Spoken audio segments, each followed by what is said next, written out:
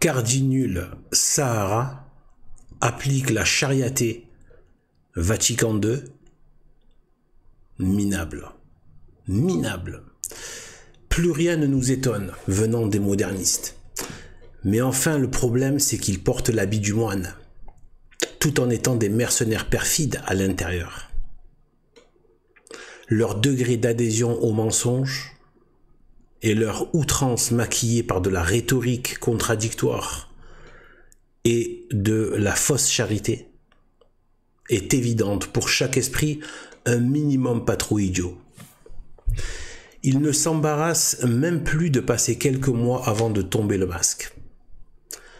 On a Démon 14, présenté comme un traditionnel, laissez-moi rire, aux yeux des ignorants, qui frétille dans son habit de prostituer l'institution, ou ce qu'il en reste encore, bien plus profond dans l'indignité et la souillure avec le monde. Plus profond encore que ce qu'a déjà creusé son patron, Bergoglio. Ce sont des gauchistes. Le fond des égouts, ça leur suffit pas. Ils creusent quand on arrive au bout. Donc c'est sans fin et cela ressemble à l'attitude de Satan et son entêtement éternel dans le mal. Et on avait le pseudo traditionnel Cardinal Sahara.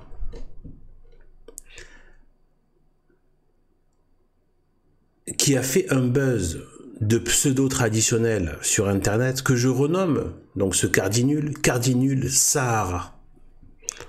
Car j'ai été offusqué de l'entendre se fendre de louanges vis-à-vis des musulmans et leur pseudo-assiduité à la prière. Et je pense que ce que je peux recevoir de l'islam, c'est que sa fidélité à la prière. Quand j'étais jeune prêtre, quand j'entendais le muezzin appeler à la prière à 4 heures du matin, je me disais, mais toi, tu dors encore? Lève-toi.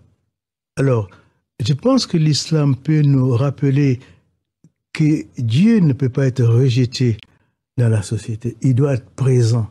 Il doit nous réveiller chaque matin. Le prophète Isaïe dit, la parole de Dieu me réveille chaque matin. Chaque matin, il me réveille comme quelqu'un qui se laisse instruire. Dieu doit nous réveiller chaque matin. Et moi, j'ai beaucoup appris en Guinée que l'importance de la prière, par cette fidélité des musulmans, à toutes les heures où ils doivent prier, ils s'arrêtent pour prier. Prière qui, rappelons-le à ces modernistes, ne vaut rien.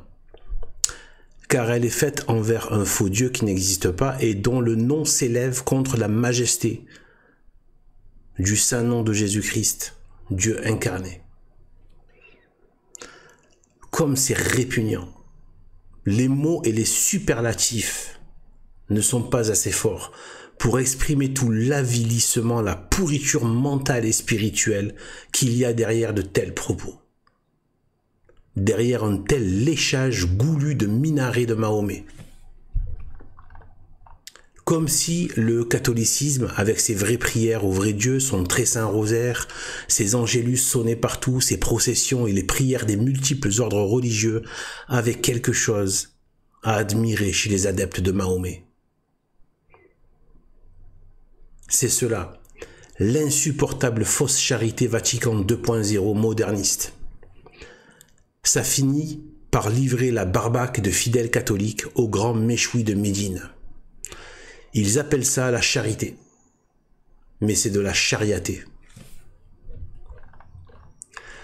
Oh, son petit cœur de Cardinal Sahara a frétillé à l'appel à la prière islamique. Depuis, il ne peut plus contenir ses éloges. Cet infect moderniste, on se demande s'il frétille aussi, quand quasiment tous les pays musulmans appellent à la persécution des chrétiens.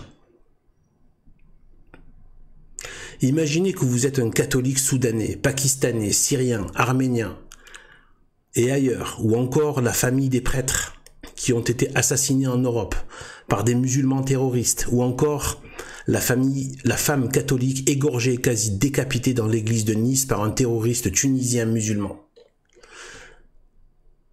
Et vous entendez ce qui est censé être votre berger qui se met à jouir du cri des loups dans la nuit qui ont dévoré des membres du troupeau.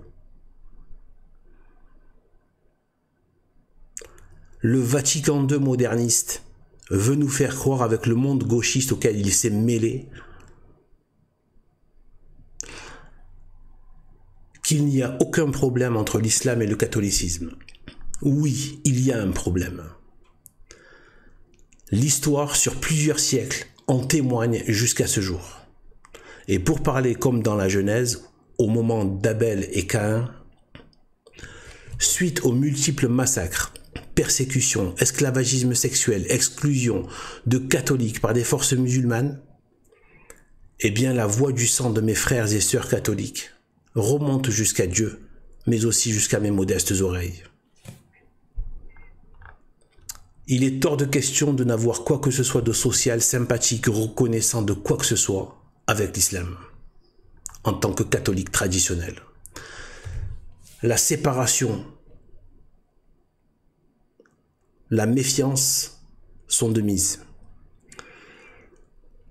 Lorsqu'on voit à quel point tous les collabos et traîtres, qu'ils soient marxistes, LFistes, woke, gauchistes, républicains, païens, pseudo-dissidents ou même talmudistes pour s'en servir de balai d'Israël, comme le disait un rabbin connu sur Internet, on peut en tout bon discernement établir que tous ceux qui s'acoquinent, font copain-copain, défendent, louent, se font partenaires de l'islam et des musulmans, sont des ennemis jurés de la foi catholique et donc des ennemis de la vérité et donc de Dieu.